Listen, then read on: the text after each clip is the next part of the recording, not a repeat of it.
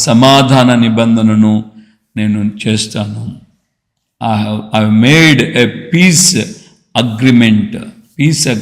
సమాధాన నిబంధన ఆ యొక్క ఫినిహాసుతో, ఆయన కుటుంబంతో నేను చేస్తానని దేవుడు చెప్పాడు. అంటే పాపం మనలో ఎప్పుడైతే మనం తీసి దాన్ని హృదయపూర్వకంగా దాన్ని చంపేస్తామో, నిర్మూలపరుస్తామో, పాపం మనలోండి తొలగిపోయినప్పుడు దేవుడు నిశ్చయముగా మనతో సమాధాన నిబంధనను ఆయన చేస్తాడు. దేవునికి మహిమ కలుగును గాక.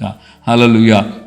మూడవదిగా మనం గమనించినప్పుడు, ఒకటి, మనం మన పాపాలు ఒప్పుకున్నప్పుడు, రెండు, ఈ యొక్క ఫినిహాస్ లాగా పాపాన్ని నివృత్తిపరిచినప్పుడు, మూడవదిగా ఇజ్రాయేలు యాత్రలోనే బలుల అర్పణ గురించి మనం చూస్తాం. ఆ బలులు ఇంచుమించు 5 పెద్ద బలులు, 5 చిన్న బలులని ఉన్నాయి. మొత్తం 10 బలులు ఉన్నాయి. ఆ 10 బలుల్లో ఒక బలు గురించి రాయబడింది సమాధాన బలి అని.